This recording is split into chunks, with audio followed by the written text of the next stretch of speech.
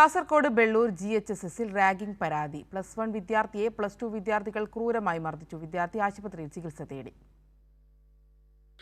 കാസർഗോഡ് സ്കൂളിലെ +1 വിദ്യാർത്ഥിയായ ബെളിഞ്ച സ്വദേശി സൽമാനുൽ ഫാരിസിനെ +2 വിദ്യാർത്ഥികൾ റാഗിങ്ങിനിരയാക്കിയെന്നാണ് പരാതി. വ്യാഴാഴ്ച രാവിലെ 9:10 സംഭവം. സൽമാനുൽ ഫാരിസ് വെള്ളമെടുക്കാനെത്തിയപ്പോൾ ഷർട്ടിന്റെ ബട്ടൺ ഇടാത്തതിനെ ചൊല്ലിയുണ്ടായ തർക്കത്തിനൊടുവിൽ +2 വിദ്യാർത്ഥികൾ ക്രൂരമായി മർദ്ദിക്കുകയായിരുന്നു. സ്കൂൾ ഓഫീസിനോട് ചേർന്നുള്ള ക്ലാസ് മുറിയിലെത്തിയായിരുന്നു ആക്രമണം. ബഹളം കേട്ടെത്തിയ അധ്യാപകരും ജീവനക്കാരും ആക്രമണം തടയാൻ ശ്രമിച്ചെങ്കിലും സീനിയർ വിദ്യാർത്ഥികൾ പിന്മാറിയില്ല. സൽമാനുൽ ഫാരിസിന്റെ തല സ്കൂൾ കെട്ടിടത്തിന്റെ ഗ്രില്ലിൽ എടുപ്പിക്കുകയും നെഞ്ചത്ത് ചവിട്ടുകയും ചെയ്തതായി പരാതിയിൽ പറയുന്നു. 2 ദിവസം മുമ്പും സ്കൂളിൽ ഷൂ ധരിച്ചെത്തിയതിന്റെ പേരിൽ സീനിയർ വിദ്യാർത്ഥികൾ സൽമാനെ റാഗ് ചെയ്തിരുന്നതായി സഹപാഠികൾ പറഞ്ഞു. പരിക്കേറ്റ സൽമാനെ മുള്ളേരിയ കുടുംബാരോഗ്യ കേന്ദ്രത്തിൽ പ്രവേശിപ്പിച്ചു.